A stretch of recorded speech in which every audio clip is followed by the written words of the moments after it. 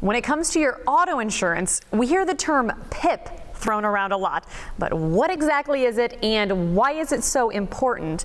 In today's Know Your Rights segment, attorney Catherine Stone is back to break that term down and plenty more. Good morning, Catherine. How you doing? Good morning. How are you? Good. Thank you so much again for joining us.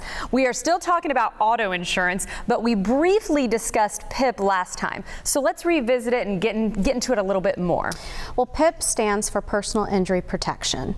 It is a requirement for every auto owner in the state of Florida. And basically what that means, you'll often hear it called no-fault insurance.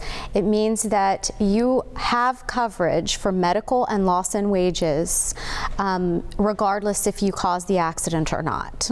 So we talk about PIP, it is a requirement of Florida. Is that why Florida is considered a no-fault state? Yes, exactly. That's why in other insurance or in other states, your insurance coverage may not kick in unless you were not at fault.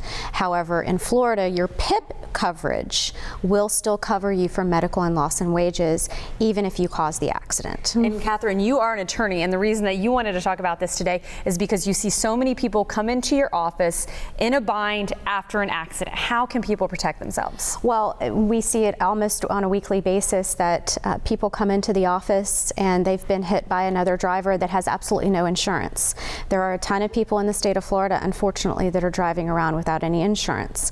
So one of the ways that you can get yourself medical treatment and cover your loss in wages is to apply for the PIP coverage under your auto policy.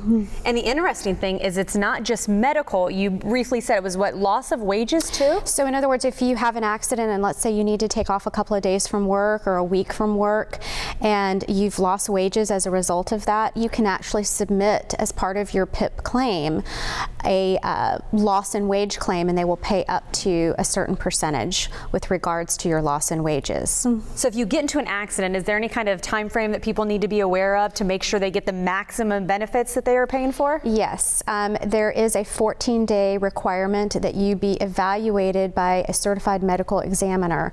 There's certain facilities and certain doctors that qualify for that, hospitals and certain injury facilities with medical doctors. Not all physicians or medical providers qualify, so that's why it's very important that you get in touch either with a medical facility that understands auto accidents and treats auto accidents, or consult with an attorney. Well, I'll say you are an attorney who understands obviously the auto accident world and the auto insurance world. Are there any other things that you can kind of share with our viewers today to help them and just make sure they're in the best case scenario? Well, with regards to the 14-day limit, if you are not seen by a certified medical examiner within that 14 days, the PIP insurance will actually be reduced down to a limit of $2,500 because it will be deemed that your injuries are non-severe. So that's why it's very important that everyone know what their PIP coverage is and how to go about applying for it. And again,